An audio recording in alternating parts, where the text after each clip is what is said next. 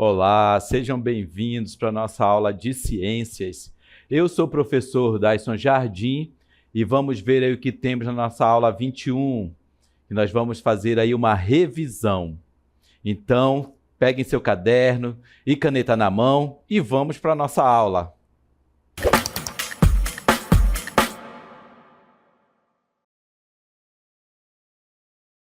Olá, queridos alunos, e vamos para a nossa revisão. Nós vimos que aquele movimento que o Sol faz em torno, que a gente acha que é da gente, né? Passando pela nossa cabeça, era um movimento do Sol. Contudo, nós aprendemos que, assim como os demais corpos celestes, o nosso planeta Terra não é estático, portanto, realiza movimentos. E os movimentos da Terra são responsáveis por fenômenos astronômicos como a existência do dia e da noite, a contagem do ano, fenômenos como os solstícios e equinócios, as estações do ano, a criação de fusos horários, entre outros. Agora eu te convido a entendê-los, pois esse conhecimento é fundamental para compreender a complexidade e dinamicidade do universo. E vamos lá, iniciando com o movimento de rotação da Terra. Nós observamos, aqui o movimento de rotação que o nosso planeta realiza. E a Terra realiza diversos movimentos. Contudo, nem todos, produzem efeitos diretos em nossas vidas. Por isso, passam despercebidos. Mas há dois movimentos principais realizados concomitantes, cujas consequências são sentidas e vividas diariamente por nós. São eles a rotação e a translação. Como nós observamos aqui na nossa imagem, o movimento de rotação vai ser o quê? Quando a Terra gira esse movimento dentro do seu próprio eixo. E observamos aqui na imagem que lá atrás está o Sol. Então, o movimento de translação vai ser o movimento da Terra em torno do Sol. Então, mais calma. Vamos ver agora os impactos dos movimentos da Terra. Vai ter influência direta, do dia e da noite, como nós observamos na imagem anterior. Tem ali a exposição, Ora uma parte está iluminada, ora outra parte está no escuro. Então, por isso que tem influência direta no dia e na noite. E influência no clima de cada local, justamente pela alternância da exposição aos raios solares. E, com isso, também o quê? A modificação das paisagens, conforme a incidência dos raios solares no planeta, nós vamos ter ali uma determinação de qual tipo de paisagem aquela região terá. Então, vamos ver agora algumas consequências do movimento de rotação, que são a sucessão dos dias e das noites, a criação dos fusos horários para organizar as diferentes horas no mundo. Houve essa padronização, essa criação desses fusos horários, que ali determina, tendo como base o meridiano de Greenwich. As diferenças na distribuição da radiação solar pelo planeta, Então, vamos ver aqui na nossa imagem, como que ocorre essa sucessão dos dias e das noites. Então, a principal consequência do nosso movimento de rotação é a sucessão dos dias e das noites. Então, vamos observar aqui na imagem. Nós temos o Sol, certo? A Terra girando no seu próprio eixo, Observem aqui que ela está levemente inclinada, né? Aqui temos como se fosse o eixo principal, contudo, ela está levemente inclinada. E aí há essa diferença dos raios solares que atingem o nosso planeta. E aí nós vamos ter uma área exposta ao Sol, que vai ter o seu período de dia, e a outra área que está na penumbra vai ter a formação da noite. Então, com isso, esse movimento de rotação tem a indispensável função de regular a exposição do nosso planeta ao Sol, certo? E aí, nós temos também, dentro desse movimento, né, a criação dos fusos horários. A criação dos fusos horários. Então, aqui nós temos o Brasil, tem 4 fusos horários, certo? E aqui nós temos essa parte aqui que abrange essas ilhas que ficam fora. Aqui a região, né, que engloba a nossa referência aqui no Brasil é qual? Brasília, certo? E aqui nós observamos a região onde nós estamos. Então, nós estamos 1 hora atrasadas de Brasília. E já ao 4º fuso horário, que pega aqui Acre e uma pontinha do nosso estado do Amazonas, já vai estar o quê? 2 horas atrás do horário de Brasília, certo? E agora nós vamos observar aí o nosso movimento de translação. Então, o que é o movimento de translação? É o planeta Terra, né, realizando o movimento em torno do Sol. Isso ocorre por conta do campo gravitacional gerado pela massa do Sol, fazendo com que a Terra fique presa, né, na sua órbita. E esse movimento de translação, ele ocorre em aproximadamente 365 dias, 5 horas e 48 minutos, numa velocidade média de 107 km por hora. E a inclinação do eixo de rotação da Terra em relação ao plano da órbita é de 23,5 graus, é responsável pelas estações do ano. Então, a translação é realizada ao mesmo tempo que a rotação, certo? Olha que curioso. E agora falando sobre as estações do ano. Vamos lá. Nós vimos, né, aqui no vídeo anterior que quando a Terra faz esse movimento em torno do Sol, chamado translação, vai ter ali a criação das estações do ano, certo?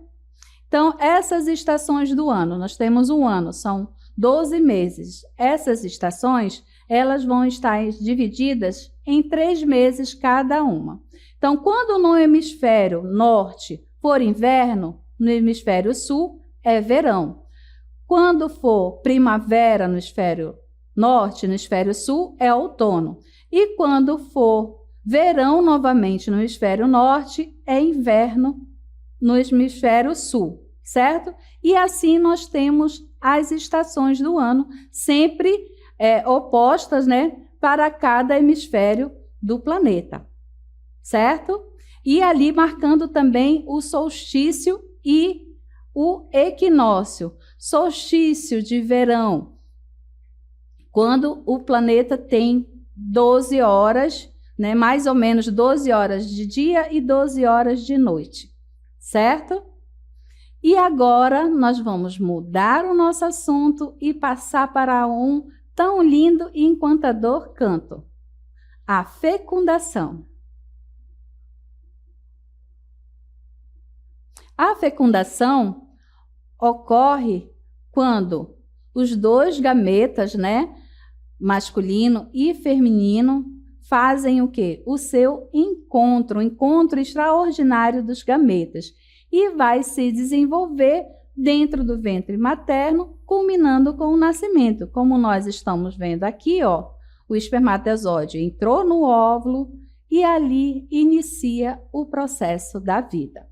Então, a reprodução humana é o processo pelo qual novos indivíduos humanos são gerados e ela envolve a combinação de material genético para criar um novo organismo, certo? Então, nós vamos ver aqui uma breve animação de como ocorreu isso. Então, nós vimos lá, o espermatozoide acionou no óvulo e aí forma o zigoto. O zigoto começa a sua multiplicação, né, das células através do processo de mitose. Então, nessa primeira multiplicação, nós vamos ter o quê? A formação da mórula, né? Então, os espermatozoides e depois do blastocisto. Observem aqui, essa parte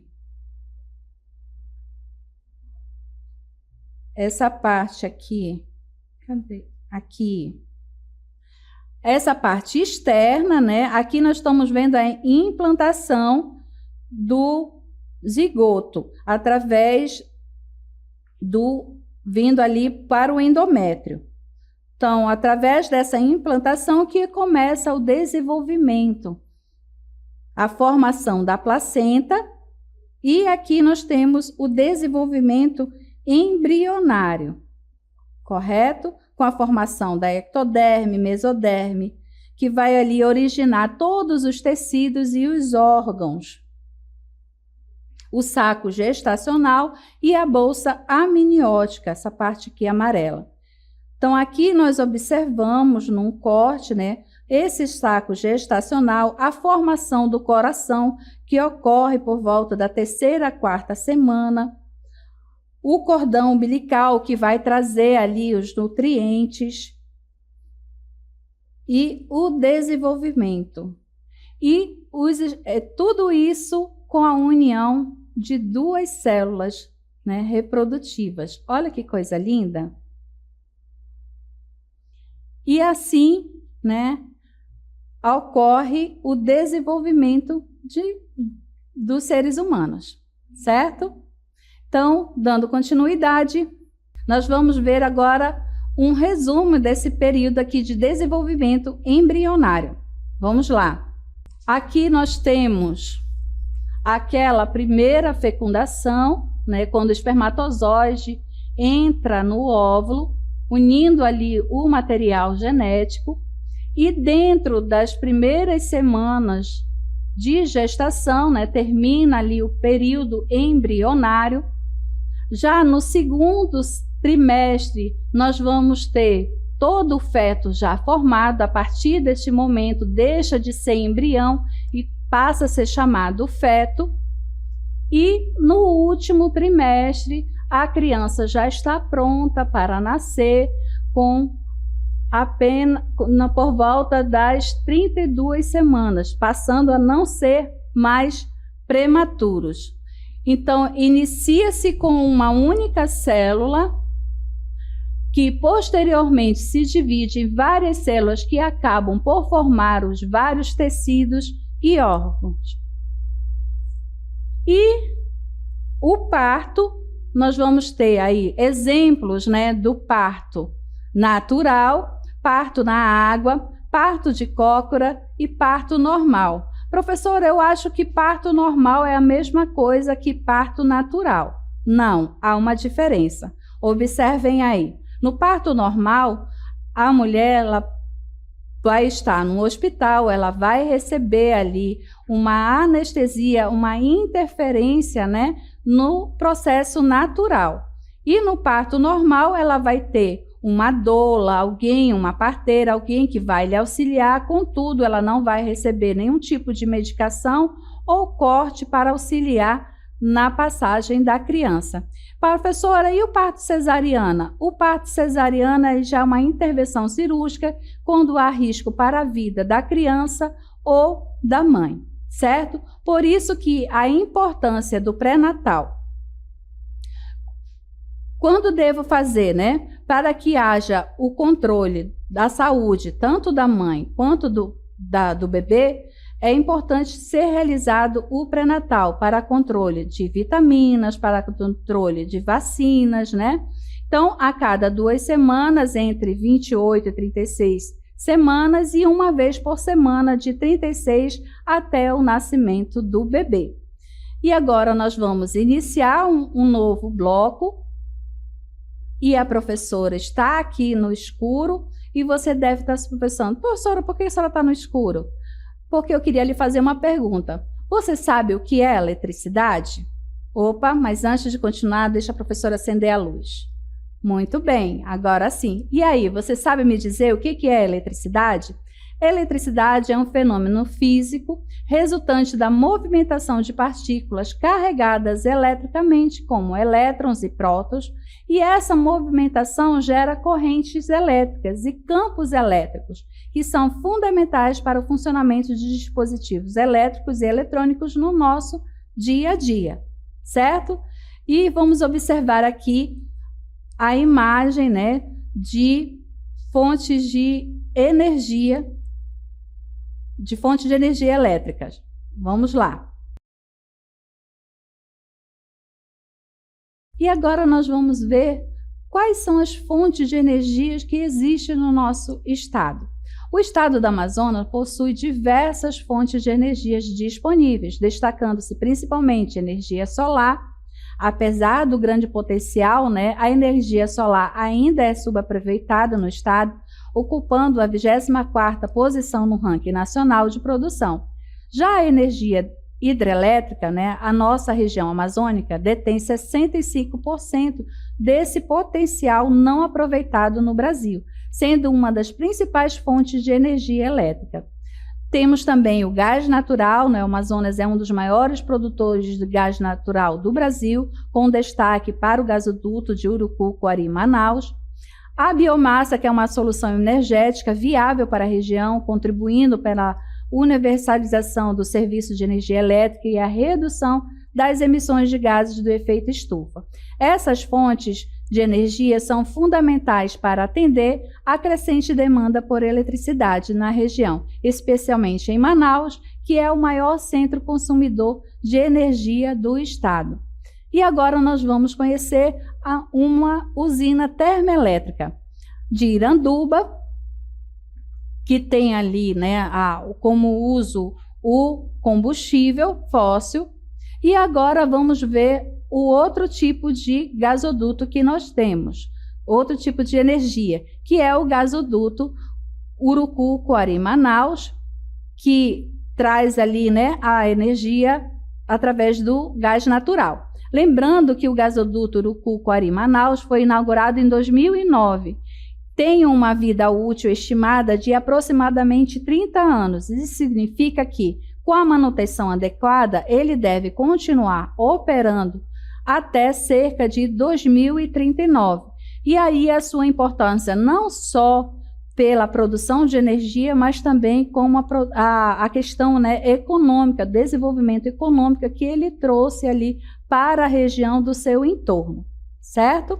E outra forma de energia é a energia solar, que tem grande expansão, que cresceu cerca de 528% na nossa região, atende a nossa demanda, porque o recurso, né, a energia solar é a energia transformada da radiação solar. Então, na nossa região, nós temos isso para dar e vender.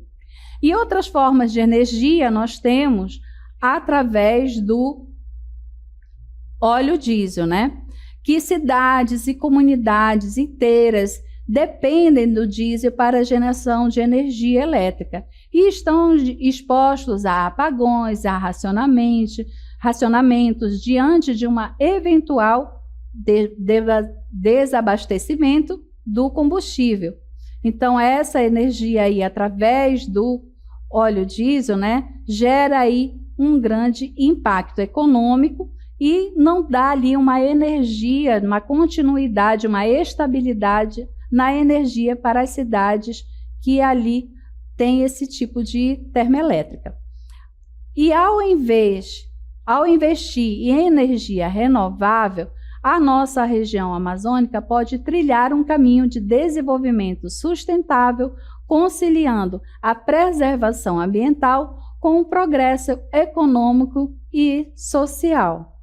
E essa foi a nossa revisão. Espero que você tenha tirado aí as suas dúvidas e até a próxima.